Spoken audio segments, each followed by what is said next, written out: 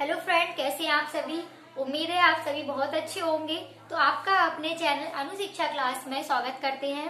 तो आज की क्लास हम स्टार्ट कर रहे हैं दशमलव भिन्न से। इसके पहले हमने आपको इसकी यानी 3 क्लास बताई थी कि दशमलव भिन्न होते क्या है, इसमें गुणा से कैसे करते हैं, दशमलव भिन्न को भाग से कैसे करते हैं, ये सारे क्वेश्चन हम आपको लेकर आए थे। तो आज की क्लास में हम आपको लेकर आए हैं यानी कि भिन्न वाले क्वेश्चन कैसे करते हैं।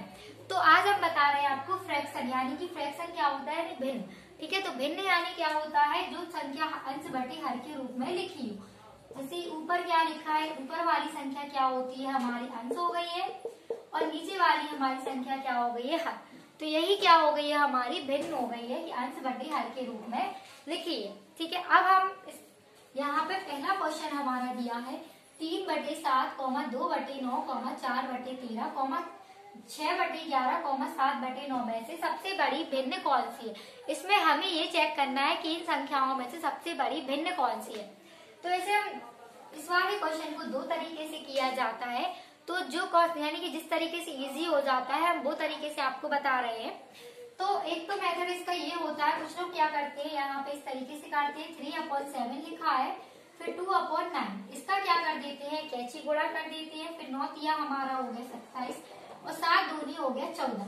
अब जिसके मान पर बड़ी आती है वही जिसका मान यानी बड़ा आता है वही संख्या हमारी क्या होती है, बड़ी बन जाती है। तो इसमें से ये संख्या छोटी है, ये संख्या हमारी बड़ी, इसे हम लिख लेंगे 3/7।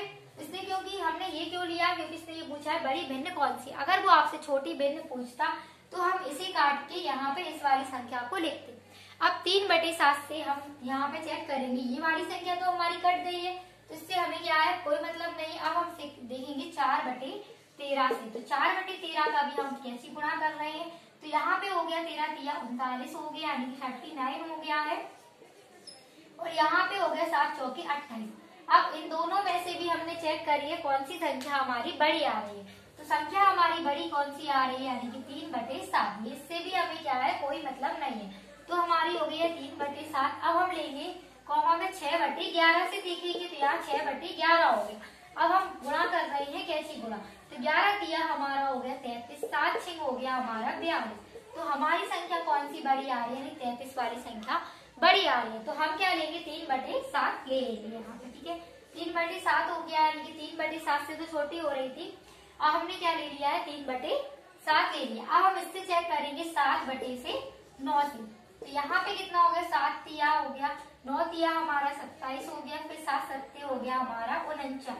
तो 49 आई, तो सबसे बड़ी संख्या कौन सी हो गई हमारी, 7/9, क्योंकि इन दोनों में से चेक करना था। तो जिसपे 49 आ रहा है तो वही संख्या क्या हो गई, हमारी बड़ी हो गई है। तो ये था हमारा कैची गुणा तरीके से। जो संख्या हमारी छोटी आती जाए उसे हम काट देंगे, जो संख्या हमारी बड़ी आती है उससे ही हम क्या कर लेंगे, कैची गुणा करते जाएंगे। ठीक है, अब हम सीखेंगे इसका दूसरा तरीका, जो यानी कि सब लोग ज्यादातर उसी तरीके से क्वेश्चन करते हैं। तो इसी तरीका हम आपको बता रहे हैं।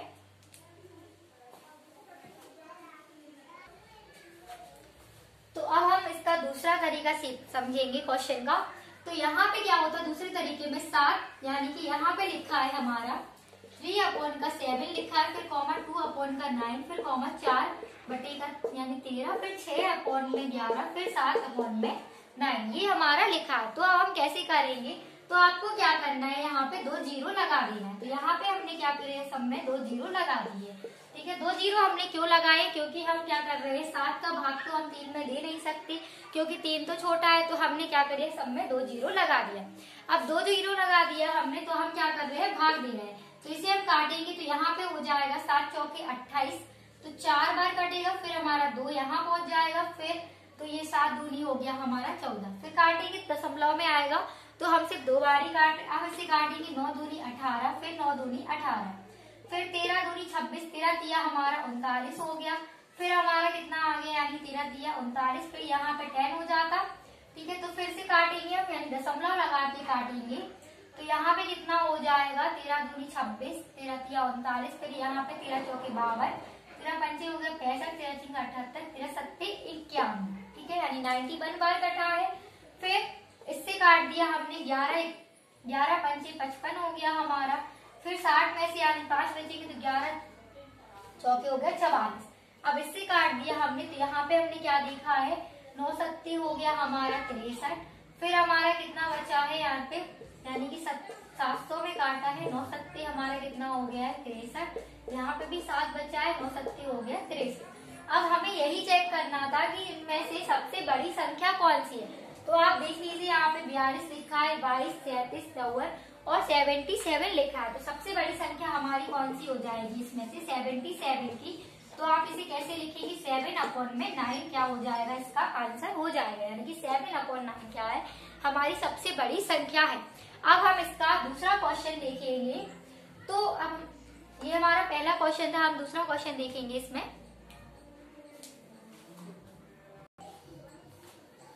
तो हमारा दूसरा क्वेश्चन इस प्रकार से दिया है, 3/5, 1/8, 8/11, 4/9, 2/7, 5/7, फिर 5/12 में से सब यानी सभी भिन्नों को अवरोही क्रम में ले तो तीसरी भिन्न क्या होगी। यानी सभी भिन्नों को क्या लेना है, अवरोही। अवरोही का मतलब ये होता है यानी डिसेंडिंग ऑर्डर इंग्लिश में बोलते हैं।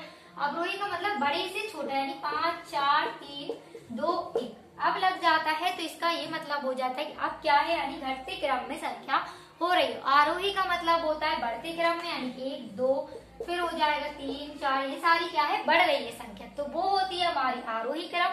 अवरोही क्रम यानी घटते क्रम में संख्या को लिखेंगे, ठीक है।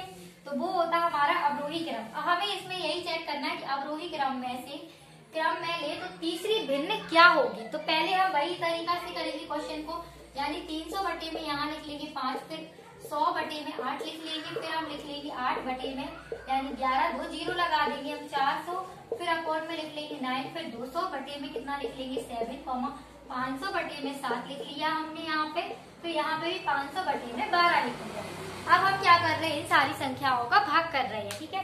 तो भाग कर रहे हैं, तो यहाँ पे तो हमारा 5 6 हो गया 30, 60 बार कट दी, फिर 8 एकम 8 हो गया, फिर 8 दूनी 16 हो गया, फिर 11 एकम 11 सत्ते 77 हो गया, फिर हमारा 11 दूनी हो गया 22, फिर 9 चौके 36 हो गया, फिर हमारा कितना हो गया, यानी कि 9 चौके फिर से हमारा 36 हो गया, ठीक। फिर 7 दूनी हमारा कितना हो गया 14 हो गया। अब हमारा कितना हो जाएगा 7 अट्ठे हमारा कितना हो जाएगा 56 हो जाएगा। फिर 7 से काटेंगे तो 7 सत्ते हमारा 49 हो जाएगा और 7 एकम 7 हो जाएगा। फिर हम 12 से काटेंगे तो 12 तिया 48 हो जाएगा, फिर 12 एकम 12 हो जाएगा। अब हम इसमें क्या लिखेंगे, इन सारी संख्याओं को हम लिख ले रहे हैं अवरोही क्रम में। तो अवरोही क्रम में हमारी संख्या क्या आ रही है, सबसे अवरोही क्रम यानी बढ़ते से घटते क्रम में लिखना है। तो सबसे बड़ा हमारा क्या आ रहा है, यानी कि 72 आ रहा है। 8/11 क्या है, सबसे बड़ी संख्या आ रही है। फिर इसके बाद वाली हम संख्या चेक करेंगे तो हमारा यहाँ पे दिया था 71, यानी कि 5/7।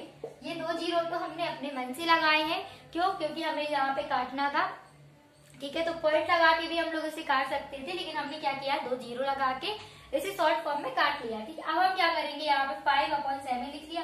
अब इसके बाद चेक करेंगे तीसरी संख्या। तीसरी संख्या हमारी कौन सी बड़ी है, 3 का कितना हो जाएगा 5। तो इसमें ये बताना था कि अवरोही क्रम में ले तो तीसरी भिन्न क्या होगी।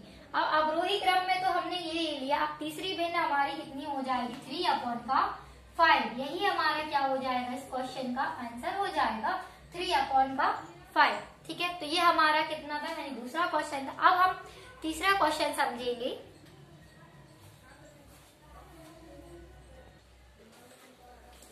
अब हमारा तीसरा क्वेश्चन इस प्रकार से दिया है कि 4.6 पर बार है तो का भिन्न रूप बताइए। तो भिन्न रूप तो हमने एक बताया है आपको, भिन्न का मतलब होता है अंश बटे में हर लिखना। तो पहले हम ये लिख ले रहे हैं अंश बटे हर। अब इस क्वेश्चन को हम कैसे करेंगे, ठीक है। तो बार का क्या मतलब होता है और हम आपको बताएंगे। तो पहले हम ये देख रहे हैं इसमें सिर्फ अंश संख्या कौन सी है। तो अंश हमें संख्या क्या दिख रही है, सिर्फ हम पॉइंट से भी हमें कोई मतलब नहीं है और बार से भी हमें अभी क्या है कोई मतलब नहीं है। जब हम ऊपर वाली संख्या लिखते हैं तो हमें बार से कोई मतलब नहीं रहता ना पॉइंट से। तो हमने पहले लिख लिया है यहाँ पे सीधा 46, ठीक है। अब हम ये देखेंगे बार के पहले कौन सी संख्या लिखी है। तो जो भी यानी बार के पहले संख्या लिखी होती है तो वही हम क्या लिखते हैं, माइनस में लिखते हैं।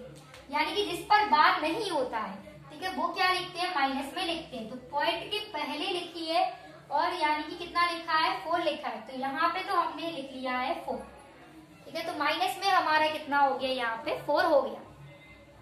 अब हमें क्या करना है, यहाँ पे अपॉन लिखना है और जिस पर भी बार लगा होता है उसके नीचे हम क्या लिखते हैं, 9 लिखते हैं।